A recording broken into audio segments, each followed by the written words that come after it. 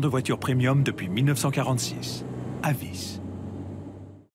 CNews, 7h51, encore beaucoup d'émotions attendues cet après-midi à l'école militaire à Paris. Pourquoi ? Parce que les juges en charge de l'enquête sur l'attentat de Nice, sur la promenade des Anglais, il y a presque un an, le 14 juillet dernier, vont rencontrer des victimes et des familles de victimes. Et on est ce matin avec vous, Olivia Mons, bonjour. Bonjour. Porte-parole de France Victimes. Déjà, vous pouvez nous dire ce qu'est France Victimes exactement, en quelques mots ? Alors, en quelques mots, France Victimes, c'est anciennement l'INAVEM, c'est la Fédération des associations d'aide aux victimes. C'est 130 associations qui accueillent absolument et aident toutes les victimes d'infractions, d'actes de terrorisme évidemment, mais aussi de violences conjugales, de cambriolage, d'escroquerie. Les victimes.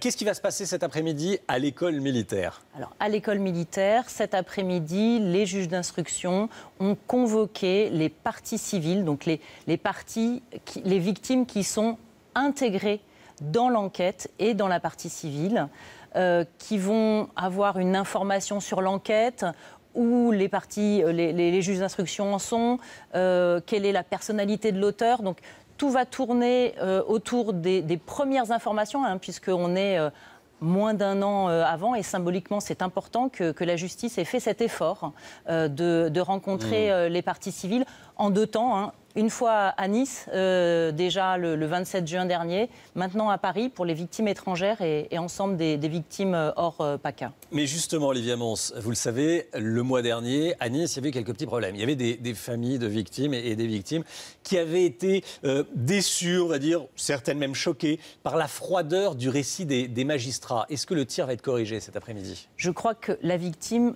se doit de rester impartial, neutre. La justice doit rester impartiale.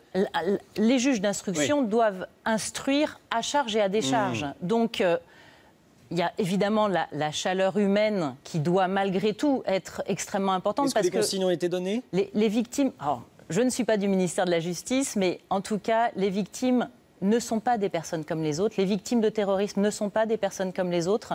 Elles ont besoin de cette compétence et de cette humanité. La justice doit en prendre conscience, mais elles sont accompagnées. L'association France Victimes de Paris, Paris Aide aux Victimes, comme la semaine dernière avec l'association Montjoie, accompagnent ces familles. Elles seront là à l'école militaire. Elles vont les encadrer, les accompagner et les soutenir psychologiquement et leur donner un certain nombre d'informations supplémentaires. Dans quel état, on va dire globalement, même si c'est difficile de parler généralement, mais dans quel état sont les victimes de Nice aujourd'hui, celles qui ont été blessées ? Elles sont évidemment très choquées encore, pour une grande part traumatisées.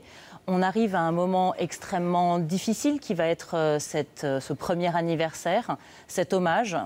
Nous l'organisons, France Victimes, avec la municipalité de Nice pour accompagner ces personnes aussi. Qu'est-ce qui est prévu pour elles juillet. vendredi prochain ? Vendredi prochain, nous serons de très nombreux professionnels. La ville de Nice est évidemment la première concernée, mais la protection civile et l'ensemble du réseau France Victimes. Qu'est-ce qui va se passer vendredi ?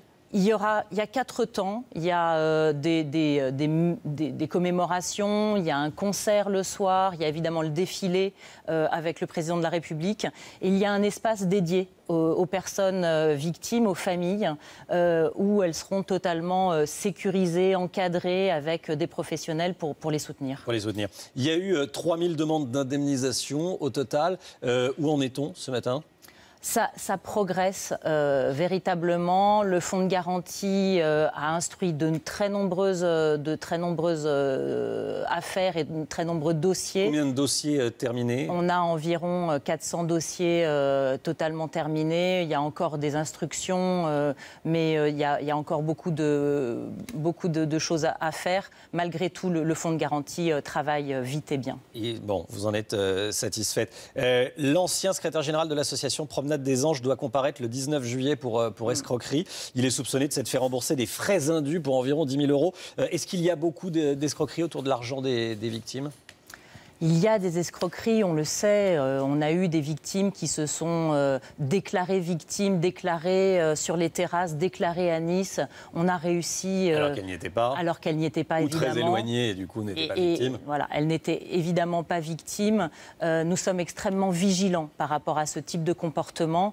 Malgré tout, pour l'affaire dont vous parlez, la justice n'est pas encore passée, donc je ne voudrais pas commenter quoi que ce soit. Évidemment. Mais les victimes sont des personnes fragiles et il faut en prendre conscience. Merci Olivia Mons, porte-parole de France Victimes, d'être venue nous voir beaucoup. ce matin dans la matinale info de CNews. 7h56, tout de suite le sport, Clélie. Oui, bien sûr, on va revenir. Non, on va pas parler de Tour de France.